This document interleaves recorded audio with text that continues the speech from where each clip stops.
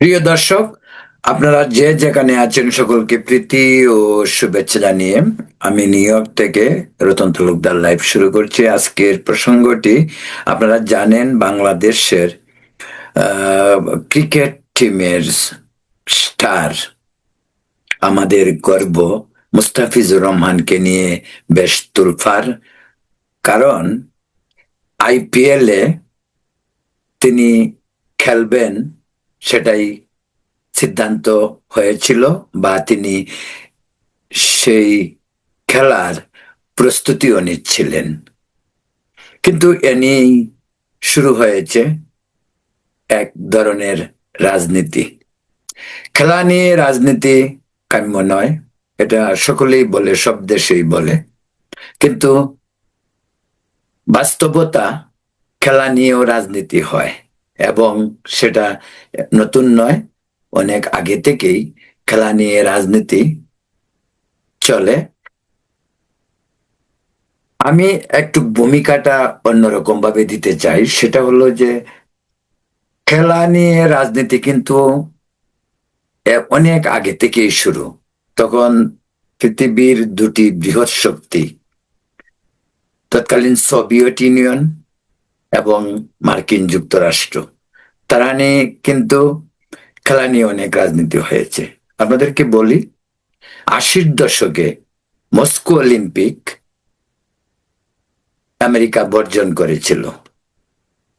অনুরূপ 90 দশকের শুরুতে Los Angeles Olympic Soviet union বা রাশিয়া বর্জন করেছিল।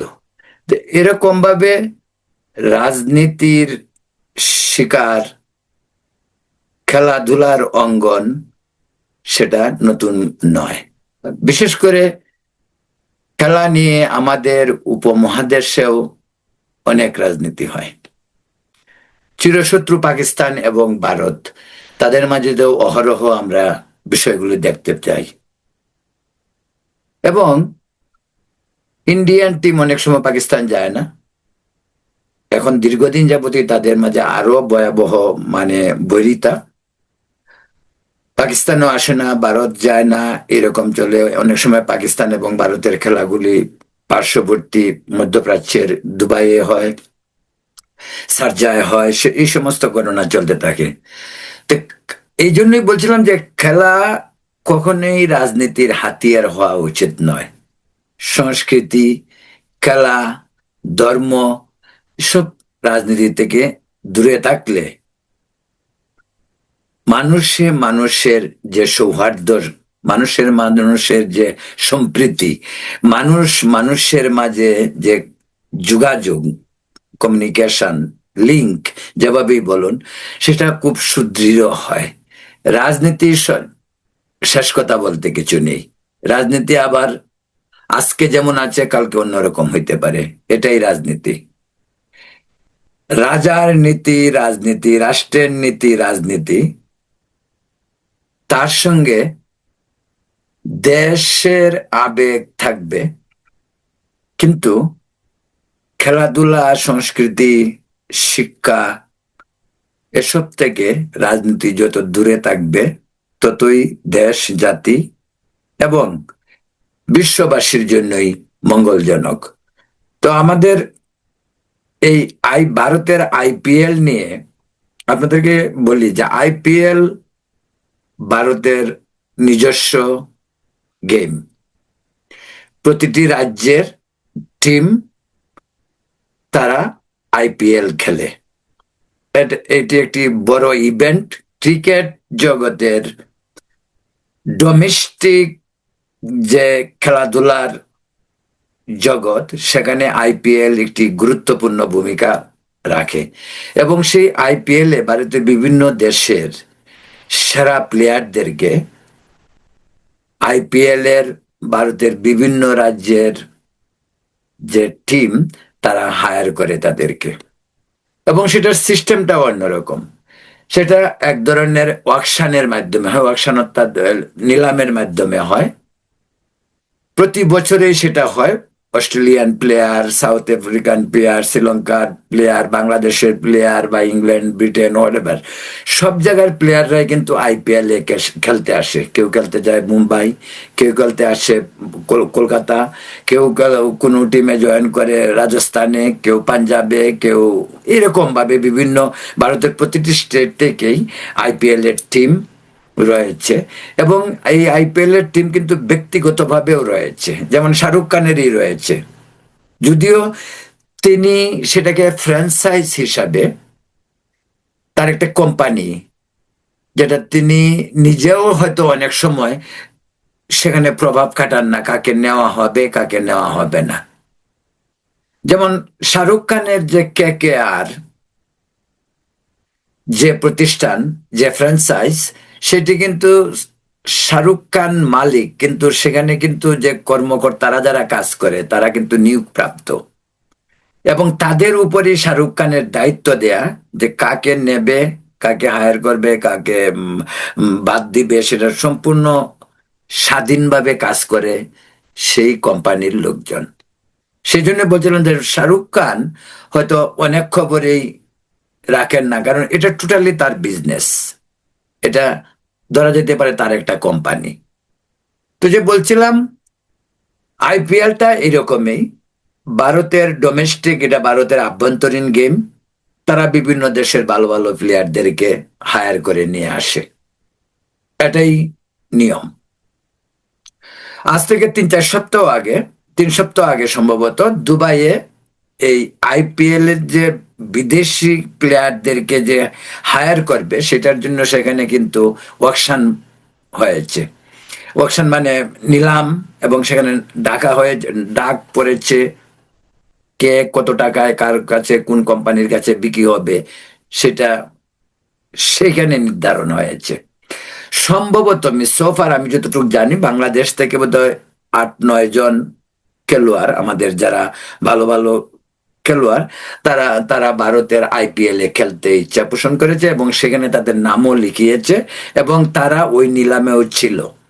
কিন্তু এবার বাংলাদেশের মাত্র একজন, মুস্তাফিজুর রহমান, যে কাটার মাস্টার বলা হয় যাকে, সেই আমাদের বাংলাদেশের গর্ব, সেই মুস্তাফিজুর রহমানকে কলকাতা কলকাতা নাইট, যেটা নিয়ন্ত্রণ করে শাহরুখ খানের কোম্পানি, তারা মুস্তাফিজুর রহমানকে 9 কোটি রুপি দিয়ে কিনে নিয়েছে তাদের এই গেমের জন্য।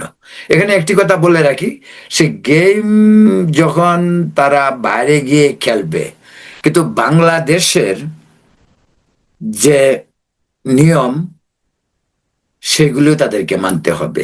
যেমন আইপিএল এর মাঝে কিন্তু বাংলাদেশে একটি গেম আছে, সেই গেমে আবার আইপিএল থেকেই ছুটি নিয়ে বা তাদেরকে বলে মুস্তাফিজুর রহমানকে বাংলাদেশের টিমে আসে মাঝে খেলতে হবে। সম্ভবত যতটুকু জানি 1 সপ্তাহের জন্য তাকে আবার ব্রেক নিতে হবে আইপিএল থেকে, এটাই নিয়ম। তো আইপিএল এ যারা যায় তার মধ্যে বাংলাদেশের এর আগেও কিন্তু সাকিব, তামিম, এরকম নামি দামি শিল্পী যারা, আমার সম্ভবত মনে হয় লিটন দাস, মাশরাফি, তারাও হয়তো এর আগে খেলেছে। বিশেষ করে গত কয়েক বছর যাবৎ সাকিব এবং মুস্তাফিজুর রহমান কন্টিনিউ লাগাতার খেলে যাচ্ছে। তো আইপিএল মুস্তাফিজুর রহমানের নাম যাওয়ার পর এবার এত জ্বর উঠলো কেন, এত আলোচনা, কি কারণে? সেটার একটা প্রধান কারণ বলবো রাজনৈতিক কারণ, রাজনৈতিক বা সামাজিক কারণও বলা যেতে পারে। এর মাঝে আরেকটি কথা আপনাদেরকে বলে রাখা দরকার, যে অস্ট্রেলিয়া, ভারত এবং ইংল্যান্ড, এই যে আইসিসিআই তার এখানেও রাজনীতি, আর বিশেষ করে এই ক্রিকেট ওয়ার্ল্ডকে যারা নিয়ন্ত্রণ করে, তাদের যে প্রধান মুরব্বী যারা, তারা কিন্তু ভারত, অস্ট্রেলিয়া এবং ইংল্যান্ড, তাদের দ্বারাই নিয়ন্ত্রিত হয়। সেই জন্যই বলছিলাম যে যে এই বিষয়টি যেহেতু তাদের সব জায়গাতে মুরব্বী রয়েছে, রাজনীতিতেও মুরব্বী থাকে, বিভিন্ন দেশের পাওয়ারফুল দেশগুলিও অন্যদের উপর আধিপত্য বিস্তার করতে চায়, সেটাই নিয়ম। পৃথিবীতে অনেক পরাশক্তি যারা সারা পৃথিবীতেই যাদের দাপট, সেটা হোক আমেরিকা, রাশিয়া, চায়না, ভারত, কিন্তু তাদের দাপট তারা সারা পৃথিবী জুড়েই তাদের রাজত্ব, এবং তাদের খেয়াল খুশি মতো তারা তাদের রাজনীতি, কূটনীতি সবকিছুই নিয়ন্ত্রণ করে।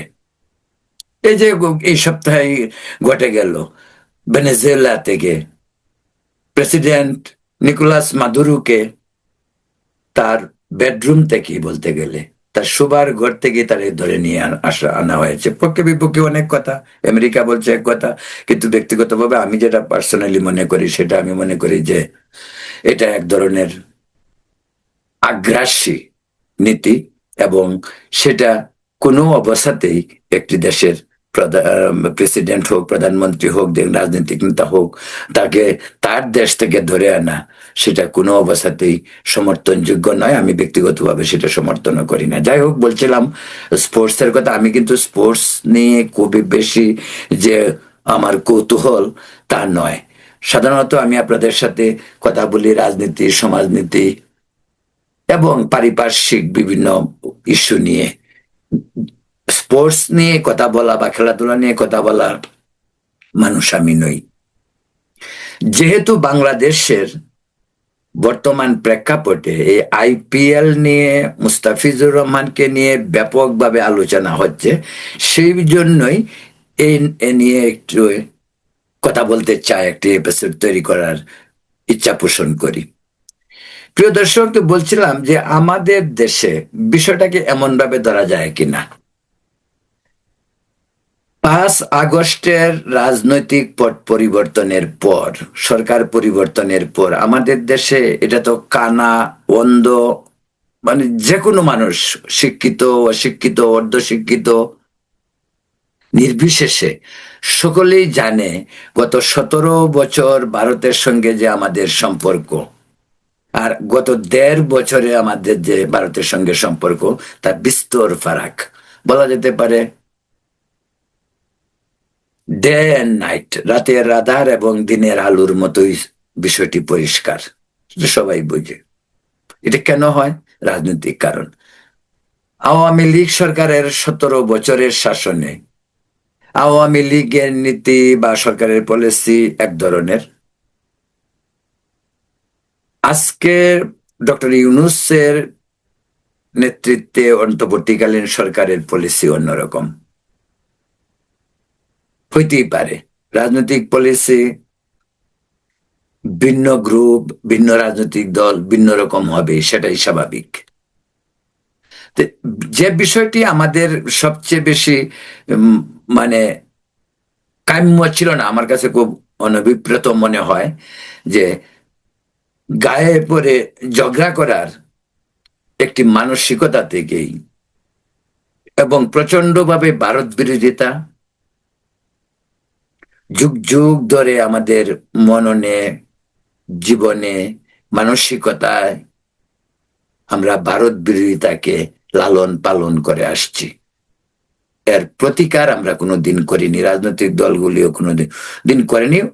উপরন্তু এই ভারত বিরোধিতা কে রাজনীতির হাতিয়ার হিসাবে ব্যবহার করা হয়েছে। যেমনটি 47 সালের ধর্ম ভিত্তিতে দেশ বিভাগ ছিল একটি রাজনৈতিক হাতিয়ারের ফসল।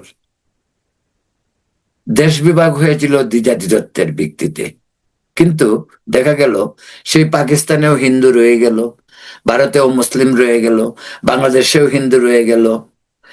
এই যে এটাকে কি বলা হয়, যে অনেক সময় আমরা বলি না যে গোজামিল, মানে 47-এ একটি গোজামিল দিয়ে ভারতবর্ষকে ভাগ করা হয়েছিল।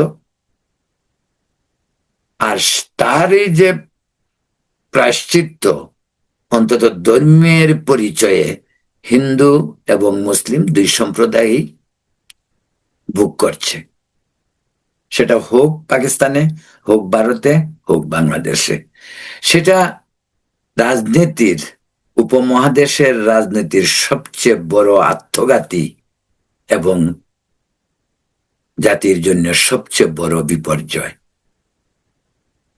ধরা যাক 47-এ দেশ স্বাধীন হলো, তো দেশ স্বাধীন যদি ধর্মের ভিত্তিতেই হবে, তাহলে বাংলাদেশে হিন্দু থাকবে কেন, বা পাকিস্তানে হিন্দু থাকবে কেন, বা ভারতে মুসলিম থাকবে কেন? সেই জনগণের কে বলির পাঠা বানিয়ে যারা তখন ক্ষমতাকে ভাগ করে নিয়েছেন, ধরা যাক পাকিস্তানে মোহাম্মদ আলী জিন্নাহ, ভারতে পণ্ডিত জওহরলাল নেহেরু, তারা প্রধানমন্ত্রী হলেন, কিন্তু তাদের রাজনৈতিক অভিলাষের কারণে সাধারণ মানুষের জীবন বিপন্ন হলো। এবং সেই যে রাজনৈতিক ভুল বা রাজনৈতিক স্বার্থ চিরতার্থ করার তাদের মানসিকতার কারণে আজ জনগণ যুগ যুগ ধরে, আজকে জনগণ অবহেলিত হচ্ছে, নিপীড়িত হচ্ছে, নির্যাতিত হচ্ছে, বৈষম্যের শিকার হচ্ছে। তখন ভারত বিভক্তির পর যদি মুসলিম পাকিস্তানে থাকবে, তাই তো কথা ছিল, আর হিন্দু ভারতে থাকবে, তা না হয়ে পাকিস্তানেও হিন্দু রইল, বাংলাদেশেও হিন্দু রইল, ভারতে মুসলিম রইল, এই রাজনীতি যে গ্লানি, সেই গ্লানি আমরা আজকে প্রায় 80 বছর যাবৎ বহন করছি। তার ফলশ্রুতিতেই এখনো যে রাজনীতি হচ্ছে, সেটাও সেই রাজনীতির এই ধারাবাহিকতা। বাংলাদেশে শেখ হাসিনার আমলটা একেবারে প্রো ভারত, ভারতের পক্ষের সরকার। আবার সরকার পরিবর্তন হলেই সেটা ভারতের বিপক্ষে চলে যায়। সেখানে ভারতের কূটনীতিরও অনেক সমস্যা, যেটা আমি মনে করি অন্তত ব্যক্তিগতভাবে কাম্য নয়। ভারত তার কূটনীতিতে কোনো দেশকে ইগনোর করে, দেশ এবং জনগণকে পাশ কাটিয়ে শাসকের সঙ্গে যখন বন্ধুত্ব করবে, সেটা হইতে শাসক আসবে, শাসক যাবে, কিন্তু বন্ধুত্ব হতে হবে দেশের সাথে দেশের, জনগণের সঙ্গে জনগণের। কিন্তু এই পলিসি ভারত মেনটেন করেনি। আমি মনে করি এটা ভারতের কূটনৈতিক তে একটি বড় ধরনের ভুল, এবং এই ভুলের মাসুল আজকে আমাদেরকে দুদেশের জনগণকেই দিতে হচ্ছে। যেমন ভারতেও মুসলিমদের সেই মাসুল দিতে হচ্ছে, বাংলাদেশেও হিন্দুদের সেই মাসুল দিতে হচ্ছে, যে কারণে পারস্পরিক সহাবস্থান প্রায় অসহনীয় হয়ে উঠেছে। এক, দুই সম্প্রদায় এই উপমহাদেশে যে দীর্ঘদিন যাবৎ পাশাপাশি বসবাস করে আসছিল, পারস্পরিক সহাবস্থান যে ধরনের ছিল, তা থেকে মানুষ বিচ্ছিন্ন হয়েছে। দুই দেশ আলাদা থাকতে পারে, কিন্তু মানুষের মাঝে এই বিচ্ছিন্নতা আসবে কেন? মানুষের মাঝে এই ঘৃণা কেন আসবে? আজকে এই মুস্তাফিজুর রহমান নিয়ে যা শুরু হয়েছে, তা সেই ঘৃণারই ফলশ্রুতি। এবং তার মাঝে অনেক ধরনের দ্বিচারিতাও রয়েছে। সে দ্বিচারিতা আমরা শুরু করেছি 47 সাল থেকে, যেটা আমি আগেই বলছি, যে ভারত পাকিস্তান ভাগ হলো হিন্দু মুসলিম ভিত্তিতে, কিন্তু আবার দুদেশেই সমপরিমাণ হিন্দু মুসলিমকে রেখেই জোড়াতালি দিয়ে আমাদের তৎকালীন নেতৃবৃন্দ শাসন ক্ষমতায় অধিষ্ঠিত হলেন এবং নিজদের স্বার্থ চিরতার্থ হলো। কিন্তু বলির পাটা হলো দুদেশেরই হিন্দু মুসলিম সম্প্রদায়। আর সেই যে গ্লানি, সেই গ্লানি টানতে টানতে আজকে আমরা যে অবস্থানে এসে পৌঁছেছি, তা তারই ধারাবাহিকতা। প্রিয় দর্শক, বলছিলাম মুস্তাফিজুর রহমানকে ভারতের একটি গোষ্ঠী আপত্তি করেছে। কেন? আপত্তিটার কারণ হলো এই, বাংলাদেশে সংখ্যালঘুদের উপর অত্যাচার হচ্ছে, বাংলাদেশে প্রচন্ডভাবে ভারত বিরোধিতা, এই সমস্ত অভিযোগ এনে তারা আইপিএল থেকে মোস্তাফিজুরকে বাদ দেওয়ার জন্য আবেদন করে, এবং সেটা কার্যকরীও হলো। সে আর আইপিএল এ খেলবে না, তার খেলার আর সুযোগ নেই। তো বিষয়টিকে যদি এমন ভাবে ব্যাখ্যা করা যায় যে আমরা প্রতিবেশীদের সঙ্গে, প্রতিবেশী এবং প্রতিবেশী, জনগণ এবং জনগণ, তাদের যে সম্পর্ক, সেই সম্পর্কটা থাকতে হবে একটা স্বাভাবিক সম্পর্ক। রাষ্ট্রের যে কর্ণধার, রাষ্ট্র যারা চালাবে, যারা শাসন ক্ষমতায় থাকবে, যে দল থাকবে, বা পাকিস্তানে ধরা যাক সবসময় তো সেনাবাহিনী, সেনাবাহিনী থাকুক, আমাদের দেশে যখন এই যে দল থাকবে, কিন্তু তার রাষ্ট্রের সঙ্গে রাষ্ট্রের যে কূটনীতি, সেটা এক জিনিস। আর রাষ্ট্রের, এক রাষ্ট্রের সাথে আরেক রাষ্ট্রের জনগণের সম্পর্ক, সেটা অন্য জিনিস। আর বিশেষ করে যেহেতু একসময় আমরা এই 3 দেশেই, ভারতীয় উপমহাদেশ, ব্রিটিশের সাথে আমাদের সহবাস ছিল বলতে গেলে প্রায় 200 বছরের, সেখান থেকে মুক্ত হওয়ার পর দেশ স্বাধীন হল। কিন্তু আমরা তো একই জনগণ, একই রকম দেখতে, ধর্মের বিভিন্নতা থাকতে পারে, এটাই তো সামাজিকভাবে মানুষকে মানুষকে পার্থক্য, বা মানুষের মানুষের মাঝে ব্যবধানটা শুধু ধর্মীয় কেন, মানুষ আমাদের তো বিভিন্ন ভাবেই মানুষের সাথে মানুষের, ভারতের পাঞ্জাবের সঙ্গে তো আমাদের মিল নেই, ভারতের গুজরাটের সঙ্গে আমাদের মিল নেই, পাকিস্তানের সিন্ধের সাথে আমাদের মিল নেই, বলুচিস্তানের সাথে আমাদের মিল নেই, কিন্তু এক জায়গায় আমাদের মিল, সেটা হলো ধর্ম। ভারতের হিন্দুদের সঙ্গে বাংলাদেশের হিন্দুদের একটা মিল, ধর্ম। কিন্তু সবকিছু ছাপিয়েও আমাদের কিন্তু আরেকটি বড় মিল, বা আমাদের জনগণের মাঝে অন্য ধরনের একটি মিল খুঁজে পাওয়া যায়। সেটা হলো কি? সেটা হলো আমরা একই জিনিস খাই, একই জিনিস পড়ি, একই একই ধরনের আমাদের আচরণ, কথাবার্তা, ভাষার ভিন্নতা থাকলেও আমরা মোটামুটি এক ধরনেরই।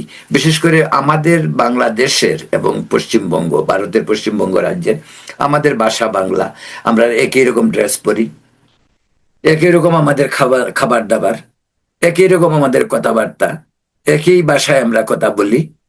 সেখানে আমাদের মাঝে সম্পর্কটা হওয়া উচিত দুদেশের নাগরিকের মাঝে যে সম্প্রীতির সম্পর্ক থাকা উচিত, সেটাই হওয়া উচিত, এর বাইরে নয়।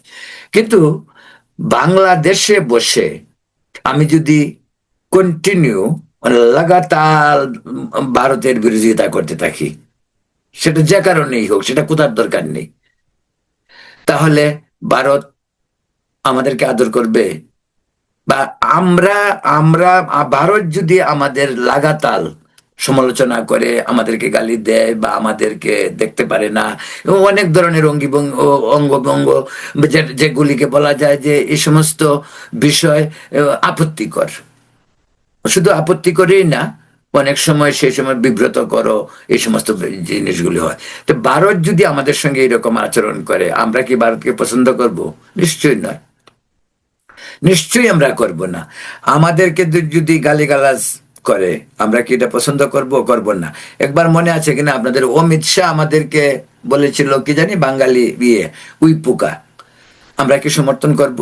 নিশ্চয়ই করব না, আপত্তিকর, আমরা আপত্তি জানাবো, আমরা এর বিরোধিতা করব।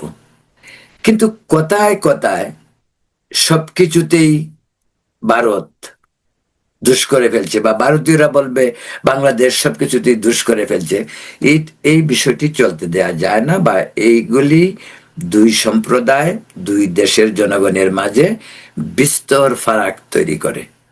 আমাদের দেশে এই 5 তারিখের আগস্টের শেখ হাসিনা সরকার পতন হওয়ার পর এই প্রবণতাটা, ভারত বিরোধিতাটা সেই পাকিস্তান আমলের মতো যেন আবার জেগে উঠেছে। এখন যদি আমরাই বলি আমরা ভারতে খেলতে যাব কেন, আমি যদি ভারত পছন্দ না করি, আমি যদি ভারতকে গালিগালাজ করব, ভারত আমাদের সব নিয়ে গেছে, এই দেশে যদি ভূমিকম্প হয় ভারতের দোষ, দেশে নদীর পানি বেড়ে গেলে ভারতের দোষ। আচ্ছা, এটা মেক সেন্স যে পানি যেহেতু ভারত এবং বাংলাদেশের মাঝ দিয়েই নদীগুলি প্রবাহিত হয়, তো ভারত যেহেতু উজানের দেশ, আমরা যেহেতু ভাটির দেশ, সেখানে স্বাভাবিকভাবেই ভারতে বৃষ্টি হলে আমাদের এখানে পানি হবে, সেটাও মেনে নেওয়া যায়। বা এখন যদি ভূমিকম্প হয় সব কিছুতেই, খালেদা জিয়া মারা গেছে, এখন আপনি যদি বলেন যে খালেদা জিয়াকে ভারতে মেরে ফেলছে, এই কথা উঠছে বাংলাদেশে, বলছে যে আওয়ামী লীগ ও তাকে স্লো পয়জনিং মেডিসিন দিয়ে তাকে আওয়ামী লীগ মারছে, আওয়ামী লীগের পিছনে ভারত ছিল। তো অনেক কিছুই তো বলা যেতে পারে, বলতে গেলে কিছু কথা বলার তো ট্যাক্স লাগে না। আমাদের দেশে বলে না যে কথা বলতে কোনো ট্যাক্সের প্রয়োজন নাই, যা মন চায় তাই বলা যায়, এবং আমাদের দেশে বলাও হয়, বলাও হচ্ছে, শিক্ষিত লোকরাও বলছে। ওই যে টক শোতে দেখেন সারাদিন সত্যরে মিথ্যা, মিথ্যারে সত্য বানিয়ে টক শোতে সুন্দর করে এইগুলি বলা হচ্ছে। সবাই বলছে তা বলছি না, অনেকেই এইগুলি বলছে সারাক্ষণ মিথ্যা কথা, এবং সারাক্ষণ জনগণকে বিভ্রান্ত করার জন্য এন্টি ভারত একটি সেন্টিমেন্ট তৈরি করার জন্য বাংলাদেশে প্রচুর ভাবে কাজ হচ্ছে, বিশেষ করে এই শিক্ষিত লোকগুলি করছে। আবার এট দ্য সেম টাইম দেখুন ভারতের মিডিয়াগুলি বাংলাদেশ সম্পর্কে এই যে একটু হলে অতিরঞ্জিত করা হচ্ছে, অতিরঞ্জিত ভাবে ভারতীয় মিডিয়াগুলি করছে, যেগুলি উচিত না। যেখানে মিডিয়া কাজ করবে, একটা মিডিয়া একটি দর্পণ, আয়নার মতো, সমাজের আয়না। মিডিয়ার কাজটি হলো সম্প্রীতি, সমাজের সম্প্রীতি, শান্তি এবং সহনশীলতা, ধৈর্য, সেই সমস্ত বিষয়ে মানুষকে সচেতন করা। কিন্তু যে ভারতীয় মিডিয়াগুলি অতিরঞ্জিত। এট দ্য সেম টাইম আবার পাশাপাশি আপনাকে এটাও ভাবতে হবে যে এই যে বাংলাদেশে দেখুন আজকে 5 সপ্তাহ বোধহয় সম্ভবত হাদি মারা যাওয়ার পর ওই যে কিসের ঘটনা ঘটলো, মানে কি বলে, ময়মনসিংহের বালুকায় দাস দীপু দাসের ব্যাপারটি নিয়ে সারা পৃথিবী তোলফার। দীপু দাস থেকে আজকে পর্যন্ত এরকম 5-6 জন মানুষকে, হিন্দু মানুষকে মারা হয়েছে। মারা যাওয়ার কাহিনীও তো ভিন্ন রকম। তো এরকম না যে একজনকে মেরে ফেলে রাস্তার পাশে ফেলে রেখে গেছে, তা নয়। বিভৎস ঘটনা, বিভৎসভাবে মারার পর আগুন দিয়ে জ্বালিয়ে পোড়া হয়েছে। এই ঘটনা গতকালকেও ঘটেছে রাজবাড়িতে, না শরীয়তপুরে। রাজবাড়িতেও ঘটেছে, রাজবাড়িতেও একটি ছেলে অমৃত মন্ডলকে হত্যা করা হয়েছে। আজকে আবার ঘটনা ঘটেছে ঝিনাইদহে, যশোরে। যাক, ওইটা বলছি না, কিন্তু এই যে কন্টিনিউ ভারত বিরোধিতা, হিন্দু বিরোধিতার ফলশ্রুতিতে আজকে আমাদের অবস্থান কোথায় যাচ্ছে। এই যে ভারতের সঙ্গে যদি আমাদের সম্পর্ক খারাপ হয়, একটি প্রতিবেশী, এবং এই প্রতিবেশী এইরকম যে আমাদেরকে 3 দিক দিয়ে ঘিরে, প্রায় 4000 কিলোমিটারের উপরে তাদের সঙ্গে আমাদের সীমান্ত, আমাদের আশ্রয়গত স্থল, কিন্তু বিপদে পড়লে কিন্তু আমরা ভারতেই যাই। এই যে আওয়ামী লীগ সব ভারতে পালাইছে, আজকে গভর্নমেন্ট আবার চেঞ্জ হবে, আর আজকে যারা ভারত বিরোধিতা করতেছে তারাও কিন্তু আবার ভারতে যাবে। সব না গেলেও অধিকাংশই ভারতে যাবে। আর যারা টাকা দিয়ে পকেট বুঝাই করেছে তারা দুবাই যাবে, লন্ডন যাবে, আমেরিকা যাবে। এটাই বাস্তবতা, এই বাস্তবতা মানতে হবে। আর এদিকে জনগণ নিয়ে খেলা হচ্ছে, আর এই ক্রিকেট নিয়ে খেলা নতুন শুরু হয়েছে। এখন আমি তো বলবো যে ভারতে খেলতে যাওয়ার দরকারটা কি? আমি যদি ভারতকে পছন্দ করি না, আমার ভারতে যাওয়ার দরকারটা কি খেলার জন্য? আমি ঠিক আছে ইন্টারন্যাশনাল গেম খেলতে যাব, ইন্টারন্যাশনাল গেম তো পাকিস্তানও খেলছে ভারতের সঙ্গে। পাকিস্তান ভারতে আসে না বা ভারত পাকিস্তানে যায় না, কিন্তু খেলা তো থার্ড কান্ট্রিতে, তৃতীয় কোনো দেশে হচ্ছে। তো বাংলাদেশ খেলবে, আন্তর্জাতিক গেম, সব গেম খেলবে, ভারতে যেতে হবে কেন? ও আমি ভারতে যাব, 9 কোটি টাকা নিয়ে আসব খেলে, আবার ভারতে এসে বিরোধিতা করবে, তো তারা মানবে কেন এটা? সেটা সেটা মুস্তাফিজুর যাক আর লিটন দাস যাক আর সৌম্য যাক, ভারতের একজন রাজনীতিবিদ শশী থারুর, কংগ্রেসের, তিনি বলছেন যে ভারতের, তিনি পক্ষে। শুনেন, ভারত ডেমোক্রেটিক দেশ, সেখানে তো পলিটিক্স, সরকার বিজেপিকে ঘায়েল করার জন্য সে অনেক কথাই বলতে পারে। একটি রাজনৈতিক দল আরেকটি রাজনৈতিক দলকে যখন ক্ষমতায় থাকে, তার কাজ সমালোচনা করাই তাদের কাজ। এবং ভারতের যেহেতু ডেমোক্রেটিক সিস্টেমটা অত্যন্ত স্ট্রং, সেখানে ভারতে দেখবেন ওপেন সমালোচনা হচ্ছে। এর অর্থ এই এই নয় যে ভারত এইগুলি ইচ্ছে করে, নয়, এটা গণতান্ত্রিক সিস্টেমের ফল। এই যে শশী থারুর, তিনি একজন বিখ্যাত লোক, সুশিক্ষিত, আন্তর্জাতিক খ্যাতি সম্পন্ন, তিনি কংগ্রেসের একজন প্রভাবশালী নেতা। তিনি বলছেন যে আজকে মুস্তাফিজের জন্য এরকম হয়েছে, সৌম্য সরকার বা মানে লিটন দাস হইলে কি হইতো? এর উত্তর হইলো আমার কাছে এটা, আমি মনে করি মুস্তাফিজ নয়, বাংলাদেশের সৌম্য সরকার হোক, লিটন দাস হোক, শান্ত হোক, যেই হোক কেন, তারা ভারতে খেলতে যাবে আইপিএলে? কি প্রয়োজন? আমি ভারতের বিরুদ্ধে যুদ্ধ ঘোষণা করেছি, ভারত বিরোধিতার নেমেছি, তো ভারতে আমার যেতে হবে। এটা কি এরকম যে ভারতের বিরোধিতা করব, আবার ভারত থেকে আমার চাউলও আসতে হবে, ডালও আসতে হবে, পেঁয়াজও আসতে হবে, বিদ্যুৎও আসতে হবে, আবার ভারত বিরোধিতাও করবো? তো এটা দ্বিচারিতা, এটা স্ববিরোধিতা। এবং এটা কি ঠিক? তো ভারতের সঙ্গে আমার কথা হলো, লিটনও খেলতে যাবে না।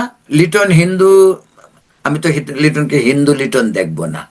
লিটন একজন প্লেয়ার, মুস্তাফিজুর রহমান একজন প্লেয়ার, সৌম্য সরকার একজন প্লেয়ার, তার ধর্ম এখানে বিবেচ্য বিষয় নয়। তো সৌম্য লিটন যখন খেলে, সে কি ভারতের পক্ষে খেলে? সে কি খেলতে যায় যখন বলে বা চিন্তা করে যে না, বাংলাদেশকে হারিয়ে দিয়ে ভারতকে জিতিয়ে দেব? নিশ্চয়ই না, এটা হয় না। একজন খেলোয়াড় যখন খেলার মানসিকতা নিয়ে মাঠে নামে, খেলোয়াড়ের দেশপ্রেম আমাদের চেয়ে অনেক বেশি, তারা দেশকে রিপ্রেজেন্ট করে, তখন তারা দেশপ্রেমে উদ্বুদ্ধ হয়, সেভাবেই কাজ করে। যাই হোক প্রিয় দর্শক, যে বলছিলাম যে আমি যদি ভারত পছন্দ করি না, ভারতের সঙ্গে আমার ডিপ্লোম্যাটিক সম্পর্ক থাকবে, আন্তর্জাতিক গেমে যাব, যেটা আমি আগেও বলছি, তা আমাকে ভারতের আভ্যন্তরীণ গেম যেটা আইপিএল, সেখানে আমাকে যেতে হবে কেন? ও ভারত থেকে ওই যে এটা পেঁয়াজ আর চাল আনার মতো, যে ভারতে যাব, ওইখানে পয়সা কামাবো, আসবো, তারপর আবার ভারত বিরোধিতা করবো আমরা, সেটা সেটা ভারতের জনগণ তারা মানবে কেন? এবং তারা তো সেটা বলতেই পারে যে তুমি কন্টিনিউ আমার দেশকে, আমাদেরকে অপমান করতেছো, আমাদেরকে ব্যঙ্গ করতেছো, আমাদেরকে নিয়ে তামসা করতেছো, আর তুমি আবার আমাদের দেশে খেলতে আসবা, তার সেটা তো সে অ্যাকসেপ্ট করবে? এরকম লোক তো আছে। আমি যদিও এটাকে পার্সোনালি মনে করি যে এই ধরনের মানসিকতা ঠিক নয়, কিন্তু এই মানসিকতা তৈরি করে দেয় পাওয়ার পার্টি, এই শিক্ষিত সমাজ। আজকে ভারতে এগুলি কে বলছে? বিজেপি সমর্থক তারা বলছে। বাংলাদেশে ভারত বিরোধিতার মূল কারা? 71-এর মুক্তিযুদ্ধে যারা বিরোধিতা করেছিল, তারা আরো জনগণকে উদ্বুদ্ধ করে, মগজ ধুলাই করে। কন্টিনিউ ভারত বিরোধিতা কি শেখ হাসিনার আমলে ছিল না? ছিল। এটা নির্ভর করে যে সরকার যখন দেশ পরিচালনা করে, সেই সরকারের নীতির উপর। তখন ভারত বিরোধিতা ছিল, কেউ বলে নাই, কারণ সরকার হয়তো সেই জিনিসটা সেইভাবে নেবে না, ভয় ছিল, আতঙ্ক ছিল। আজকের সরকার হয়তো ভারত বিরোধিতা করলে খুশি হয়, আজকে সরকারও ভারত বিরোধিতা অফিসিয়ালি করে। ডক্টর ইউনূস যেদিন প্রথম বাংলাদেশে আসবে 8 আগস্ট 2024, তিনি কিন্তু প্যারিস থেকেই শুরু করেছেন। এই যে 7 সিস্টার নিয়ে হাসনাত আবদুল্লাহ কথা বললো, ভাই হাসনাত আবদুল্লাহ বোধ নিজে জানেও না 7 সিস্টার কি। তো ওইগুলি জানে যে 7 সিস্টারের কথা বলে ফেললেই হলো, কারণ এটা কিন্তু ইউনূস শুরু করছে, এই সরকার শুরু করছে। ভারত বিরোধিতা কে শুরু করছে বাংলাদেশে? তো সরকারের কি এই কাজটা ছিল যে আমি আসা প্রতিবেশীর সাথে খারাপ? ভারতের ঠিক আছে, শেখ হাসিনাকে সমর্থন করছে, আওয়ামী লীগকে সমর্থন করছে, যে আমি প্রথমেই বলেছি যেটি উচিত নয়। ভারতের ডিপ্লোম্যাটিক রাজনীতি প্রচন্ড ভুল প্রমাণিত হলো বাংলাদেশের ব্যাপারে। কারণ বাংলাদেশে কখন কোন, যদি জামাত ক্ষমতায় আসে ভারত জামাতের সঙ্গে কাজ করবে, বিএনপি ক্ষমতায় আসলে বিএনপির সঙ্গে কাজ করবে, জাতীয় পার্টি ক্ষমতায় আসলে জাতীয় পার্টির সঙ্গে কাজ করবে, আওয়ামী লীগ ক্ষমতায় আসলে আওয়ামী লীগের সাথে করবে কাজ। ভারতের তো দেখার বিষয় না বাংলাদেশের ক্ষমতায় মুক্তিযুদ্ধের পক্ষের লোক আছে, দল আছে, না অন্য মুক্তিযুদ্ধের বিপক্ষের দল আছে। এটা ভারতের বিজনেস না। ভারত বাংলাদেশের সাথে কাজ করবে, ভারত বাংলাদেশের জনগণের সঙ্গে কাজ করবে। ভারতকে দেখতে হবে বাংলাদেশের জনগণের সেন্টিমেন্ট, ভারতকে দেখতে হবে বাংলাদেশ রাষ্ট্রের পলিসি। সেটা ভারতের ভুল ছিল। সেই ভুল আমি সবসময় বলবো যে ভুলের মাসুল এখন ভারত নিজেই দিচ্ছে। প্রিয় দর্শক, বলছিলাম যে ক্রিকেট খেলা নিয়ে যে ধরনের চলছে, যেমন আমাদের রাজনীতি, ঘরের ভিতরে তো রাজনীতি হয়েছে। সাকিব আল হাসান নেই কেন? তাকে খেলতে দিবে না কেন? সে আসবে না কেন? তাদেরকে রাজনীতিতে কে নিচ্ছে? মুশফিকুর রহিম আর ইয়ে না, মুশফিক ইয়ে ওই যে তার নামটা তো হলো গিয়ে, আমার নামটা এখন মনে আসছে না, সেটা হলো মাশরাফি। মাশরাফি তো এমপি ছিল 24-এ, সাকিব এমপি, যে তাদেরকে রাজনীতিতে কে নিচ্ছে সরকার? তাদেরকে রাজনীতিতে নেওয়ার দরকারটা কি ছিল? তারা কি তাদেরকে কি কারণে রাজনীতিতে নিতে পারে? আর 24-এর নির্বাচনে এটা কিসের প্রতিদ্বন্দ্বিতামূলক নির্বাচন হলো যে যেখানে মাশরাফিকে এবং সাকিবকে নিতে হবে? নির্বাচনে অনেক সময় বিভিন্ন তারকাদেরকে নেওয়া হয়। সংসদীয় পদ্ধতির নির্বাচনে যে যত বেশি সিট পাবে সে সরকার গঠন করবে। সেই সিট কনফার্ম করার জন্য চলচ্চিত্র জগৎ থেকে অনেক আসে, খেলাধুলার জগৎ থেকে অনেক যায়, কিন্তু তারা তো তখন রিটায়ার্ডও করেনি। এবং আওয়ামী লীগের নির্বাচন, আমি ডামি নির্বাচনটাও ছিল প্রতিদ্বন্দ্বিতামূলক নয়, যে নির্বাচন করবে সেই কলা গাছ পাস করবে, এবং তাই হয়েছে। সেখানে তো সাকিবকে আর মাশরাফিকে নেওয়ার দরকার ছিল না। তো রাজনীতিটা কে করলো? খেলা নিয়ে রাজনীতি কে করেছে? এখন ভারতে যে যে বিষয়টা হয়েছে, ভারতের জনগণ সে বলতেই পারে যে ভাই আপনারা সারাদিন বাংলাদেশে বসে বসে আমাদের বিরোধিতা করবেন আর আমরা আপনাদেরকে আদর করবো, এটা হইতে পারে না। আর বাংলাদেশে কোন লজ্জায় সেটা বলি, আমি ভারতের বিরোধিতা করব, আমি বাংলাদেশি, আমি ভারতে আবার যাব কেন খেলতে? টাকার জন্য? তো এইটা তো দ্বিচারিতা, এটা তো স্ববিরোধিতা। দেখুন আরেকটা বিষয় বলি, বাংলাদেশ ভারত যখন খেলা হয় ন্যাচারালি একটু এদিক সেদিক হইতেই পারে, লোকজনের মুখ দিয়ে, বা তরুণ যারা খেলাকে মানে খেলা পাগল লোকজন তো স্টেডিয়ামে যায়, যে খেলা বুঝে না সে তো নিশ্চয়ই স্টেডিয়ামে যায় না। তো সেখানে বাংলাদেশ ভারতের খেলা হচ্ছে, গালিগালাজ হইতেই পারে, তরুণদের একটা উত্তেজনা থাকতে পারে। কিন্তু পাকিস্তান ভারত যখন খেলা হবে তখন কি হয়?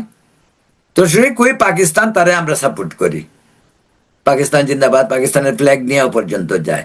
আমি বলছি না যে ভারতের সাপোর্টার বাংলাদেশে নাই, আছে, তবে পাকিস্তানের চেয়ে অনেক কম। এটা তো গেল ভারত পাকিস্তান বাংলাদেশ ভারত খেলা নিয়ে। আচ্ছা এখন আরেকটাই বলুন তো, এই যে কিছুদিন আগে, কয়েক বছর আগে বোধহয় এই যে বিশ্বকাপ হয়ে গেল, বিশ্বকাপে ফাইনালে কে খেলছিল? অস্ট্রেলিয়া এবং ভারত। আমরা কাকে সাপোর্ট করছি? অধিকাংশ সাপোর্ট বাংলাদেশ করেছে অস্ট্রেলিয়াকে, ভারত বিরোধিতার কারণে। এখন যদি একটা প্রশ্ন করা হয় যে ভাই, আমার বাড়ির সাথের বাড়ি, আপনি কই অস্ট্রেলিয়া তারা আপনি সমর্থন করেন না, ধরা যাক এক্সাম্পলটা যদি এরকম হয়, ধরেন একটা ইউনিয়ন, আমাদের গ্রামে একজন প্লেয়ার অন্য গ্রামের একজন প্লেয়ারের সাথে কুস্তি খেলা হচ্ছে, হয় না আমাদের দেশে কুস্তি খেলা, তখন আমি কি আমার গ্রামের যে ছেলেটি খেলতেছে তাকে সাপোর্ট করব, না ওই ওই ওই গ্রামের ছেলেটাকে সাপোর্ট করব? আমার তো ন্যাচারালি আমার গ্রামেরটা করার দরকার, আমার বাড়ির পাশে যে থাকতে পারে। কিন্তু আমাদের কি তা হয়? উল্টা, সে কই অস্ট্রেলিয়া, আমরা অস্ট্রেলিয়ার সাপোর্টার। আর ভারত আমাদেরকে চারদিকে ঘর থেকে বেরোলে পরেই ভারতে ঢুকতে হবে, কোনো বিপদ আসলেই প্রথম ভারতে যেতে হবে। ভারতের কোনো সমস্যা হলে, কোনো দুর্যোগ আসলে, ধরা যাক পশ্চিমবঙ্গে একটা ভয়াবহ দুর্যোগ হলো, ভাই আমরা কি বসে থাকবো? আমরা যাবো না ওদেরকে হেল্প করতে? আমরা তো প্রথম ওদেরকে, তারাও আশা করবে যে আমরাই প্রথম তাদেরকে হেল্প করতে যাব। তো এই সমস্ত কিছু রাজনীতির আবর্তে যখন ঘুরতে থাকে, আর যারা ক্ষমতাসীন থাকে, তারা যখন মানুষকে নিয়ে খেলা করে, জনগণকে নিয়ে, ওই যে বলে না যে শিল্পাটা যখন ঘষাঘষি হয় মাঝে মরিচের জান শেষ হয়ে যায়, তো এটা হলো এরকম, সরকারে ঘষাঘষি, আমরা জনগণ, আমাদের জান শেষ। এবং এটার আরেকটি বিষয় সবচেয়ে গুরুত্বপূর্ণ, যেটা রাষ্ট্রীয়ভাবে, সরকারিভাবে যদি একটি প্রতিবেশী দেশের প্রতি ঘৃণা ছড়ানো হয়, সেটা তো সমাজকে সংক্রামিত হবেই। সেখানে আমাদের যুব সমাজ তারা কি শিখবে? তারা শিখবে, এই জন্যই বলছিলাম যে 47-এর দেশ বিভাগের পর থেকে ক্রমান্বয়ে সেই যে ঘৃণা, সেই ঘৃণার ধারাবাহিকতা এখনো চলছে। তার প্রতিকারের কোনো ব্যবস্থা, শিক্ষা কখনোই নেওয়া হয়নি। যে কারণে আজকে মুস্তাফিজ খেলতে গিয়েছে, সেখানে ভারতের জনগণ, একটা অংশ, বলছে না সব, ভারতে প্রচুর ভারত ধর্মনিরপেক্ষ দেশ, ভারতে প্রচুর ধর্মনিরপেক্ষ মানুষ আছে। যতই বিজেপি ক্ষমতায় থাকুক, তারপরেও ভারতের যে ধর্মনিরপেক্ষতার যে চেহারা, সেটা মানে সকলের কাছে নন্দিত বা নিন্দিত অনেকের কাছে। কিন্তু বেশিরভাগ ক্ষেত্রে ভারতের ডেমোক্রেটিক ইনস্টিটিউট এবং তাদের সেকুলার যে স্ট্যান্ড, সেটা বিশ্ব জুড়েই নন্দিত। সেটা বলতে পারি, আমরা দেশের বাইরে থাকি বহু বছর, আমরা সেটা অল্প বিস্তর হইলেও বুঝতে পারি। তো প্রিয় দর্শক, যে বলছিলাম যে গেমে মুস্তাফিজুর রহমানকে নিয়ে, সেটা টোটাল একটি পলিটিক্স, যেটা আমি আপনাদেরকে এক্সাম্পল দিয়ে বললাম যে ওইটা। তো আমার কথা কিন্তু আজকে একটি বিষয় আপনাদেরকে বলতে চাই, সেটা হলো একেবারে পরিষ্কার, একেবারে স্পষ্টভাবে। সেটা হলো, ভাই আমি ভারত পছন্দ করি না, ভারতে খেলতে যাব কেন? এটা সবই যেত না। আমি ভারত পছন্দ করি না, ভারতের চাল চাই, ডাল চাই, সবকিছু চাই। আজকে দেখলাম আমাদের অর্থমন্ত্রী ডক্টর সালাউদ্দিন সাহেব কি বললেন, তিনি ভারতের সাথে রাজনৈতিক টানাফোড়েনের প্রভাব বাণিজ্যে পড়বে না। দেখুন কত, এটাও তো এক ধরনের ধান্দাবাজি। আপনি খেলা নিয়ে রাজনীতি করতেছেন, আবার ওইখান থেকে বাণিজ্যটা পড়বে না। তো সবগুলোই তো রাষ্ট্রেরই পার্ট। আপনি বাণিজ্য করবেন, ভারত থেকে বিদ্যুৎ আনবেন, তেল আনবেন, ডিম আনবেন, মুরগি আনবেন, গরু আনবেন, কি বলে চিনি আনবেন, সবই আনবেন। আবার ভারত ভালো না, এটা হইল? আপনি কালকে যদি ভারত বিদ্যুৎ বন্ধ করে দেয়, আপনি কি করবেন? ভারত এত অমানবিক হবে না, সেটা আমার বিশ্বাস। কিন্তু ধরা যাক ভারত বিদ্যুৎ, খাদ্য সব বন্ধ করে দেয়, আমরা কতদিন পাকিস্তান থেকে চাল এনে খেতে পারবো? বাংলাদেশ সরকার ক্ষমতা আছে, নাকি এই ভিক্ষুক পাকিস্তানের এই ক্ষমতা আছে বাংলাদেশকে চাল দিয়ে বাঁচায় রাখা? ন। কিন্তু পাকিস্তান তার স্বার্থেই, তার 71-এর প্রতিশোধ তার নিতে হবে। সে 71-এর প্রতিশোধের জন্য সে বাংলাদেশের সঙ্গে প্রেম করবে, প্রীতি করবে, সবই করবে। কিন্তু পাকিস্তানের কি আছে? পাকিস্তানকে দিয়ে ভারতের কি দরকার? মানে আমাদের বাংলাদেশের কি দরকার? আমি তো মনে করি না পাকিস্তান দিয়ে বাংলাদেশের, পাকিস্তানের মতন একটি দেশ সের সাথে বাংলাদেশের যদি কোনোদিন সম্পর্ক নাও থাকে তবু কিছু হবে না। একটা সেন্সিটিভ ইস্যু, আমরা সবসময় বলে যে ঠিক আছে তারা মুসলিম, মুসলিম মুসলিম ব্রাদার, সেটা বলতেই পারে, বলেই। কিন্তু পাকিস্তান যে একটি দেশ, দেশটি ভিক্ষুক, সারা পৃথিবীতে তারা ভিক্ষা করে বেড়ায়, তাদের সঙ্গে আমাদের প্রেম সেটা অন্য জিনিস। তারপর আরেকটি বিষয় যেটা বলতে চাচ্ছি সেটা হলো যে আমরা যদি ভারতের এই বিরোধিতা করব, তাহলে ভারত বিরোধিতা করো, ঠিক আছে, ভারতের সাথে যুদ্ধ করো, যুদ্ধ করার দরকার, সেভেন সিস্টার নিয়ে কথা বলার দরকার, এবং এগুলি নিয়েই তো উত্তেজনার তৈরি। প্রিয় দর্শক, বলছিলাম যে ভারতীয় যে রাজনীতি, সেই রাজনীতিতে ভারতের যে ভুল সেটাও আমি বলছি, কিন্তু কিন্তু বাংলাদেশ যে কন্টিনিউ ভারত বিরোধিতার নামে যে জঘন্য কাজগুলি করে দু দেশের মাঝে তিক্ততার কে আরো ভয়াবহ করে তুলছে, সেগুলোর ভবিষ্যৎ কোনো অবস্থাতেই ভালো হবে তা চিন্তা করা যায় না। এবং তা যে হবে না, তা গত 1.5 বছরে, ডক্টর ইউনূস সরকারের 1.5 বছর আমরা সেটা উপলব্ধি করতে পারছি। এখন নির্বাচন সামনে, নির্বাচনে বিএনপি ক্ষমতা আসবে মনে হচ্ছে, কারণ আওয়ামী লীগ যেহেতু নেই, সেখানে বিএনপির বিকল্প নেই। বিএনপি বড় দল, স্বাভাবিকভাবে বিএনপি নির্বাচনে ক্ষমতায় আসতে পারে। তারপরেও আমি জনগণের রায়ের প্রতি শ্রদ্ধাশীল, জনগণ অন্য রায়ও দিতে পারে, অন্য কেউ আসতে পারে। সবসময় মানুষের রায়কে মেনে নিতে হবে। প্রিয় দর্শক, বলছিলাম এই যে নিরাপত্তা, এই যে বাংলাদেশ সরকার বলে ফেললো যে আমরা যাব না ভারতে খেলতে T20। আচ্ছা, বাংলাদেশের মতো দেশ, আমাদের দেশ, ভারতে যদি T20 খেলতে না যায়, ভারতের কিছু হবে? শ্রীলঙ্কার কিছু হবে? আইসিসি তাদের কিছু হবে? কিছু হবে না। বাংলাদেশ নাকি কি বলছে, বাংলাদেশ নিরাপত্তার জন্য, মানে নিরাপত্তার জন্য যাবে না। ভারতে কি এরকম ঘটনা ঘটছে? মানুষে মানে বিভিন্ন সময় দেখা যায় নিরাপত্তার জন্য কেউ পাকিস্তানে খেলতে যায় না। শ্রীলঙ্কারা পাকিস্তানে খেলতে গিয়ে বহুবার হুমকির সম্মুখীন হয়েছে, ওদের উপর আঘাতও আসছে। ভারতে আজ পর্যন্ত কোনো ক্রিকেটারের উপর কি আক্রমণ হয়েছে যে ওখানে নিরাপত্তার অভাব ভারতের মতো দেশে? এখন আসুন বাংলাদেশে, এই যে বাংলাদেশে ক্রিকেট আন্তর্জাতিক গেমগুলি তো হয়, ভারত তো খেলতে আসে, সবাই আসে। বাংলাদেশে আজ পর্যন্ত ক্রিকেটারের উপরে কোনো অ্যাটাক হয়েছে? না, হয় নাই। ভারতে হয়েছে? না, হয় নাই। তো এই যে এইগুলি এক ধরনের বাচলামি, এটি সরকারি ভাবে বাচলামিটা ঠিক নয়। যে ভারতে গেলে অজুহাতটা কি? ভারতে তাকে নিরাপত্তা দিতে পারবে না। ভারতই তো পৃথিবীর একমাত্র দেশ যেখানে এখন পর্যন্ত ক্রিকেট বা কোনো গেম নিয়ে কোনো ধরনের এমন সন্ত্রাসী কার্যক্রম ঘটেনি। কিন্তু পাকিস্তান বা অন্যান্য অনেক জায়গাতেই এরকম হয়েছে।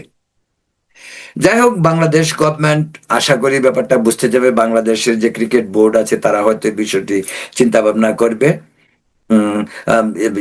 কি কয়, মুস্তাফিজ যদি খেলতে না যায়, এবং মুস্তাফিজের জন্য যেটা করে, আমি ব্যক্তিগতভাবে কিন্তু খুশি। No Mustafiz, no Liton, no Soumya, no Shanto, কেউ ভারত যাওয়ার দরকার নেই। ভারতে গিয়া খেলতে হবে না, তারা ইন্টারন্যাশনাল গেম খেলবে। ভারতে IPL এ গিয়া খেলতে গিয়া তারা টাকা কামাই আনবে, তো তাদের জন্য।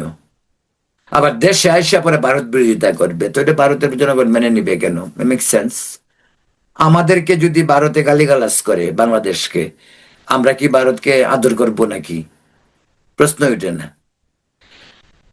প্রিয় দর্শক, এই বিষয়টি অত্যন্ত আমার জন্য অত্যন্ত আনকমফোর্টেবল এই কারণে যে স্পোর্টস বা খেলাধুলা নিয়ে আমি সাধারণত কথাবার্তা বলি না।